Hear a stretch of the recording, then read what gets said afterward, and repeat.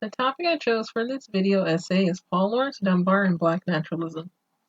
I will give a brief overview of Paul Laurence Dunbar's life, how he contributed to American literature by establishing Black naturalism, and how his contribution paved the way for Black writers we know today. Paul Laurence Dunbar was born in Dayton, Ohio on June 27, 1872. He was born to Joshua and Matilda, who were freed slaves from Kentucky. He was the eldest of Joshua and Matilda's children and had two older brothers from Matilda's previous relationship.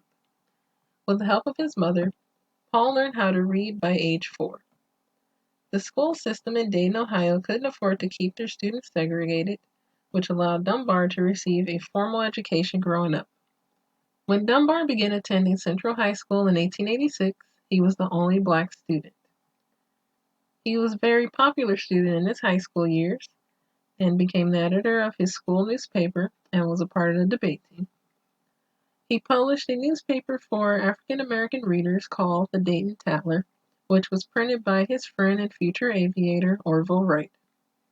Paul Dunbar graduated high school in 1891 and dreamed of attending college but could not afford it. He sought employment directly after high school, but there were limited employment opportunities for African Americans in Dayton. Although he did not make it to college, he never gave up on his dreams as a writer. He got his first big break in 1892 when he was asked to speak at a writers' convention by a former teacher. A poet by the name of James Newton Matthews, whom had attended the convention, applauded Paul's readings and encouraged him to publish his work. Using his own earnings, Paul published Oak and Ivy, his first book of poems, in 1893. He later published a second book of poems, which was critiqued by a distinguished literary critic named William Dean Howells. Howells encouraged Paul to use Black dialect in his poems, and Paul decided to take his advice when he created the third book of poems, Lyrics of Lowly Life. Howells gave Paul's writing a great review and suggested that Paul study the moods and traits of his own race in its own accents of our American English. Howells' review launched Dunbar's writing career even further, which led to book tours and speaker events across the United States and Great Britain. His short stories were published in popular magazines, and in 1897, he landed a job as a research assistant at the Library of Congress in Washington, D.C. Dunbar eventually had to leave this position due to his failing health. Dunbar's style of writing created the foundation for Black naturalism in literature. Black naturalism is a literature theme that reflects the African American struggle scientifically and socially in the late 19th century. It chronicles limitations and restrictions imposed on African Americans after the end of slavery. It reflects on social behaviors, social tensions, Black mindset, philosophy, dialect, and point of view in writings, poems, and songs. This is the opposite of white naturalism, which is a recurring thing in literature during this time. In an article titled Black Naturalism, White Determinism, Paul Laurence Dunbar's Naturalist Strategies, written by Thomas L. Morgan, Morgan notes that Dunbar's creation of Black naturalism started after his encounters with whites while on tour in England. He distinguished that there were different versions of whiteness in England and America and realized that not all whites hated Black people. This allowed him to view the Black race objectively. Using this perspective, Dunbar's works use Black naturalism to address white determinism issues. According to Morgan, white determinism is the belief that Black cultural and racial difference is based on biological difference. In order to address that difference, a system needs to be in place to keep society balanced. In this case, whites had a right to natural laws and needed a hierarchical system to be in place for Blacks and whites to live amongst each other. This would give whites political, economic, and social influence, a great advantage in society. According to Morgan, Dunbar addressed this by including both Black and white characters in his short stories that address political and social issues. He used those characters to show how white determinism affected both Blacks and whites. The characters in his short stories are unaware of the conditions they live in, but those conditions are blatantly obvious to his readers. Morgan explained that Dunbar used this writing strategy to expose the human agency behind white biological assumptions and part of his black naturalist documentation of white determinism's cultural power. Dunbar struggled with finding his voice as a black writer in the beginning of his writing career. He felt that he couldn't be successful if he had wrote his works in black dialect, but he needed to write his works in American English as well. He wanted his works to be a response to the social and political conditions African Americans were living in during that time. In order to address those issues and for his career to be successful, he created these strategic writings and established black naturalism in literature works we see today.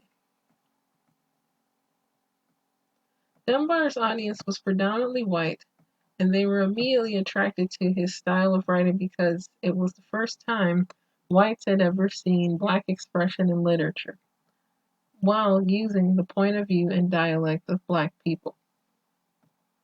After much success with his first writing, Oak and Ivy, he continued to write his second collection of poems, Majors and Minors.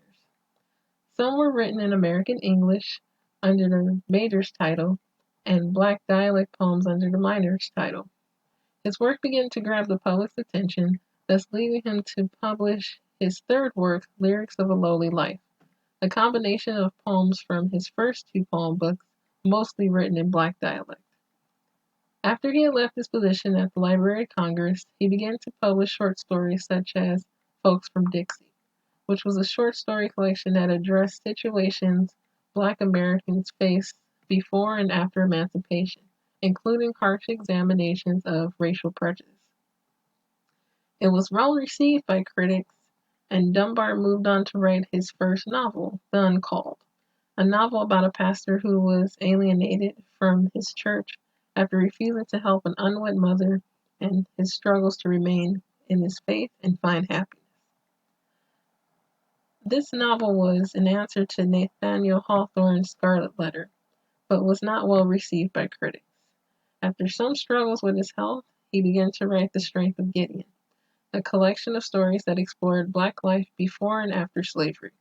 This was well received by critics, who found Black life before the end of slavery humorous, while ignoring injustices and accounts of abuse Black slaves faced. He began to write The Sport of the Gods in 1902, a novel about a Black man wrongly accused of theft by his white employers and sentenced to 10 years in prison. Although the main character gets justice and reunites with his family in the end, Dunbar's interpretation of this style of injustice earned praise and is now seen as a novel of protest against racial injustice.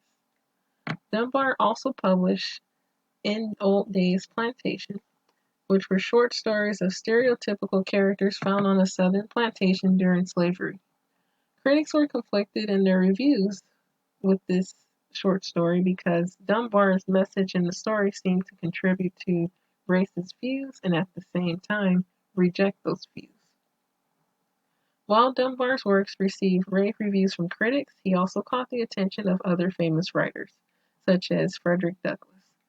Dunbar's views of racial injustice and accounts of African American lives in his writings made an impression on the civil rights leader and was uplifting to African Americans at this time. His writing styles and strategies also influenced Harlem Renaissance writers such as Langston Hughes, James Weldon Johnson, and Claude McKay. He also wrote the lyrics for the first Broadway musical written and acted by African Americans titled In the Homie. His essays and poems were published in Harper's Weekly, the Saturday Evening Post, and the Denver Post, all leading news journals of his time. Dunbar's personal life was not as fortunate as his career had been. He suffered from consumption, which is now tuberculosis, and it affected his work greatly. He also entered a tumultuous marriage to Alice Ruth Moore, a fellow poet whom he had been dating for several years. He turned to alcohol to cope with his illnesses, which led to domestic violence and separation from his wife in 1902. Moore no longer kept in contact with Paul after their relationship ended, but promoted his work until her death in 1935. Paul continued working on novels, plays, songs, and poetry the last few years of his life. Paul Laurence Dunbar passed away in 1906 at his mother's home in Dayton, Ohio.